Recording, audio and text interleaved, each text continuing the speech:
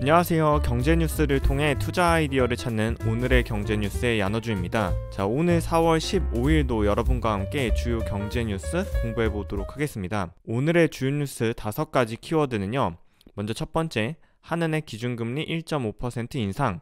두 번째, 주택담보대출 7% 넘길 것. 세 번째, 조선업은 활짝, 반도체는 울상. 네 번째, 중국 상하이 봉쇄 장기화. 다섯 번째, 대한항공 주가의 움직임입니다. 자, 첫 번째 뉴스는 물가에 마음이 급한 한국은행이 총재가 부재한 상황에서도 기준금리를 25bp 인상해서요.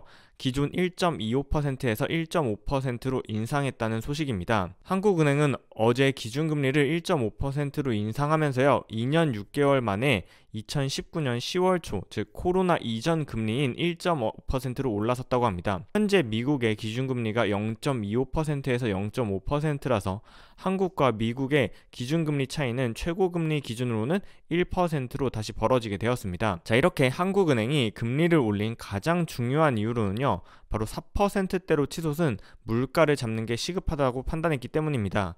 또한 미국의 페드가 5월과 6월에 있을 FOMC 회의에서 금리를 0.5% 한 번에 올릴 것으로 예상이 되면서 금리 차가 좁혀질 거란 우려 때문에 선제적으로 금리를 올리기도 했습니다. 자, 문제는 앞으로인데요. 시장에서는 한국은행이 연내 3차례에서 4차례 추가로 금리를 인상해서 연말에는 기준금리가 2.5%가 될 거라는 전망이 힘을 얻고 있습니다. 현재 금리가 1.5%니까요. 연말에 2.5%가 되려면 0.25%씩 4번 올린다는 예상을 시장은 하고 있는 거죠. 다음 달로 예정된 금융통화위원회에서도 한 번 더 금리를 올릴 가능성을 50% 이상으로 보고 있는 상황입니다. 자, 이렇게 기준금리가 오르면서요. 시중은행의 각종 대출 상품 금리도 줄지어 오를 전망이며 주택담보대출 금리도 연 7%를 넘길 거라는 전망이 우세한 상황입니다. 지난해 7월 말 기준으로요. KB, 신한, 하나, 우리, NH까지 5대 은행의 주택담보대출 고정금리는 최저 2.9%에서 최대 4.6%였는데요. 기준금리가 인상된 이후 9개월 동안에 최대 2%포인트까지 상승해서요. 주택담보대출의 금리가 최저 3.9%에서 최대 6.4%까지 상승한 상황입니다. 자, 이러한 주담대 금리뿐만 아니라 전세대출 그리고 신용대출 금리도 금리 인상에 따라서 점점 오를 것으로 예상이 되는데요. 한국은행은 기준금리가 0.25% 인상될 때마다 가계의 1인당 연간 이자 부담액이 16만원 오를 것이라고 예상했는데요. 이렇게 금리가 오르게 되면 가계의 이자 부담이 지속적으로 증가하는 만큼 영끌해서 집을 산 사람들의 이자 부담이 가중되면서 소비 여력이 줄어들 것으로 예상이 됩니다. 자, 세 번째 뉴스는 매일경제의 주요 산업 증시 기상도입니다.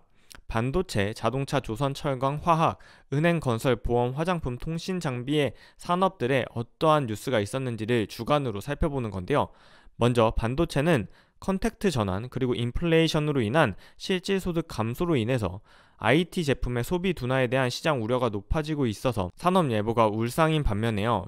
조선산업은요, 작년 말부터 협상이 진행된 물량이 연초에 쏟아지면서 연일 사상 최고의 수주를 기록하고 있습니다. 올해 연간 가이던스 수주를 달성할 때는요, 도크가 2020년 말까지 계속해서 차 있을 거라는 예상에 최근 조선주의 주가 움직임도 좋은데요. 역시 산업 기상도에서는 맑음을 받았네요. 자, 또한 은행도요, 기준금리 인상에 따라서 대출 금리가 오를 거라는 전망에 이익 전망치가 상향되면서 맑은 표시를 받았고요. 반면 윤석열 대통령 당선인의 대표적인 수혜주로 꼽혔던 건설 섹터는요, 최근 철근과 시멘트 등 주요 원자재 가격 부담과 중대재해처벌법 시행 등 건설 현장의 원가 상승 우려로 인해서 이익 감소를 예상하면서 최근에는 주가가 부진한 모습을 보이고 있습니다. 자, 네 번째 뉴스는요, 중국 상하이 봉쇄 장기화 뉴스입니다. 3월 말 봉쇄를 시작한 상하이는요, 일부 봉쇄를 해제하기는 했지만 여전히 물류 그리고 교통 통제가 강화돼서 정상화가 유언하다는 기사입니다.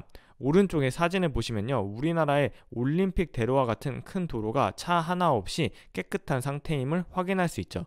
즉 상하이의 거리는요, 여전히 교통 통제로 인해서 정상화가 요원한 상황입니다. 상하이의 대규모 제조 공장을 갖춘 곳은 대표적으로 아모레퍼시픽, 코스맥스, 농심, 오리온 등 리오프닝에 기대가 컸던 화장품과 식품 소비재 관련 기업들인데요. 자, 이렇게 중국 상하이의 공장 셧다운이 장기화되는 조짐을 보이면서요, 증권가에서는 이러한 화장품, 식품, 소비재 관련 기업의 실적 예상치와 투자 의견이 하향 조정되고 있습니다. 자, 중국 상하이에는 공장이 있는 것뿐만 아니라 세계 1위의 컨테이너 항도 존재하는데요. 이렇게 물류와 교통 통제가 장기화될 경우에는 중국뿐만 아니라 전 세계의 물동량이 감소하면서 경기 둔화가 일어날 거 아니냐는 우려까지 퍼지고 있는 상황입니다.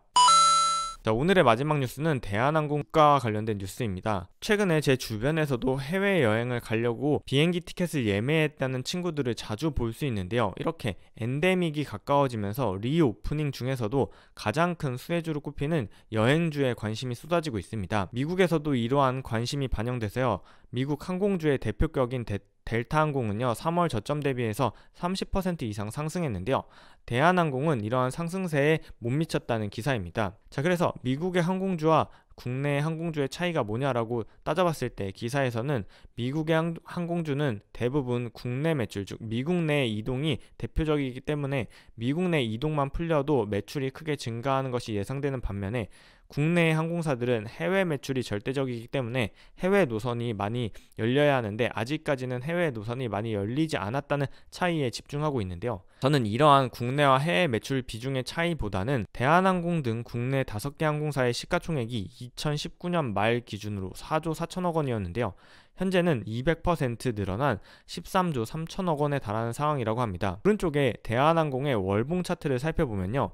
2017년부터 2020년 초반까지 코로나 이전까지는요 주가가 2만원에서 2만 5천원의 장기 박스권을 그리고 있었는데요. 현재 2022년에 아직 국제항공에 대한 수요가 실적으로 나타나기도 전에 이미 주가는 3만원에서 3만 5천원의 박스권을 그리고 있습니다. 즉 해외 항공 수요가 늘어나면서 실적이 개선되는 것을 주가는 이미 미리 선반영하고 있기 때문에 대한항공의 상승률이 약한 거 아닌가 싶습니다. 자, 늘 말씀드리지만 본 영상에서 언급한 종목의 매수 매도 추천이 아니라는 점, 본 영상에서 언급된 종목의 가격 상승과 하락에 대해서 야너주가 책임지지 않는다는 점 다시 한번 밝혀둡니다. 자, 경제 뉴스를 통해 투자 아이디어를 찾는 오늘의 경제 뉴스 4월 15일 금요일 뉴스는 여기까지입니다.